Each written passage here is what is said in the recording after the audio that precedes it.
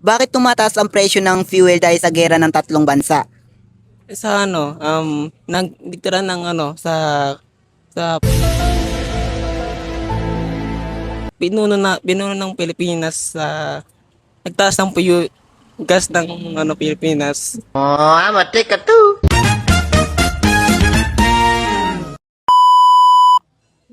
Kapag nasagot mo yung tanong ko, may 20 pesos ka.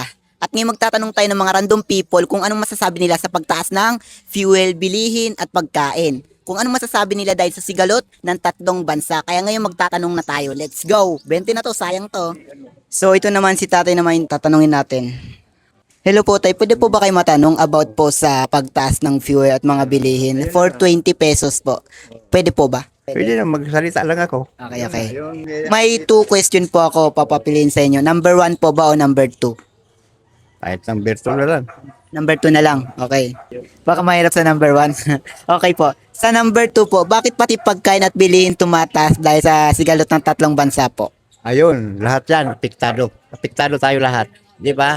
Sa gira yan, gira ng ibang bansa natin. Sabi ni Marcos, wala tayo, ang sabi ni Marcos, wala tayong magagawa dyan kasi sila ang nagpapagulo ng bansa dito sa atin, ayaw ko ng gira, sabi ni Marcos. Kailangan maano tayo dito, malaya. O, hindi kagaya ng ibang bansa, away-away sila, o Iran at saka Amerika. Yan lang, kaya ang nangyayari, apektado lahat tayo sa mga bilihin, di ba? Yun lang. Okay, thank you dahil dyan may 20 pesos ka po. Pambili na rin to ng soft drinks. Thank you. At dito meron tayong nakita nagbebenta ng gulay dito, isang matanda. Siya naman yung tanongin natin. Tara, let's go. Hello po mga nanay. About po sa pagtaas ng fuel at mga bilihin for 20 pesos po. Pwede po ba? Pwede po. Okay, dahil pwede. Meron po kaming dalawang question dito. Mamimili lang po kayo. 1 or 2 po. Ito. Dahil to ang pinili mo, bakit pati pagkain at bilihin tumataas dahil sa sigalot ng tatlong bansa? Kaya tumataas pati yung pagkain at mga bilihin. Kaya tumataas dahil sa transportation. Ang bawat transportation nangangailangan ng fuel. Ang fuel ngayon, since wala tayong makuhaan ng fuel, kaya tumataas yung fuel natin. Dahil sa sigalot ng tatlong bansa. Yun lang po ba? Yun lang po. Okay, dahil po dyan, may 20 pesos po kayo. Ayun, no? po, pang tinapay. Thank you. So, meron naman kaming nakitang isang tricycle driver. Siya naman yung tanungin natin. Hello po.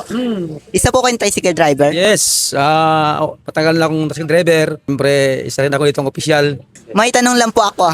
For 20 pesos po, ano pong masasabi nyo sa pagtaas ng fuel at mga bilihin dahil sa sigalot ng tatlong bansa? May 2 question po kami dito. Mamimili lang po kayo. 1 or 2 po.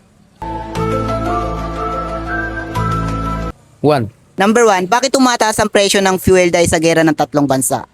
Dahil naiipit tayo sa mga sinasabi nilang pag-deliver nila ng mga gasolina papunta dito sa bansa natin. Pero sa tingin ko hindi yun ang tamang rason.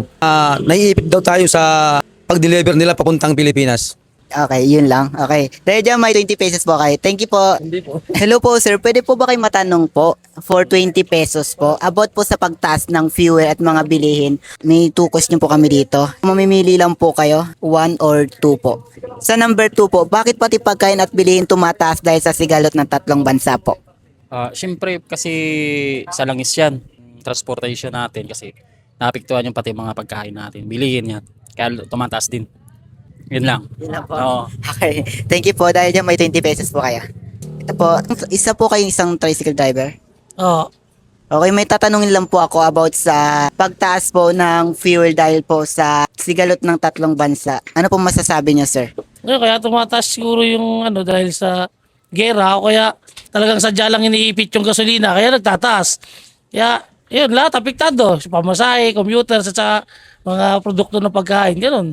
Kaya ganun nangyayari. Yun lang po, sir. Yun lang. Okay, dahil dyan may 20 pesos po kayo. Yes, meron po. So ito nakita natin si tatay may daladalang baby. Tatanungin natin siya. Excuse me po, pwede po ba kayo matanong about po sa pagtaas ng fuel at mga bilihin for 20 pesos po? Pwede naman po. Meron po kaming dalawang question dito, mamimili po kayo. 1 or 2 po. One. 1, okay, 1. Bakit tumataas ang presyo ng fuel dahil sa gera ng tatlong bansa? Opo, dahil dun sa gera ng Amerika at saka Iran, kaya tumaas yung fuel natin kasi cargo hindi makadaan dun sa bali ano ng Iran, daanan ng mga cargo natin, kaya hindi makakuha ng sapat na ah, fuel. Kaya tumataas yung fuel natin dito sa Pilipinas. Kaya ganun po. Yun na yun, sir. Yun na po. At dahil dyan, meron po kayong 20 pesos tayo. Okay. Thank you po.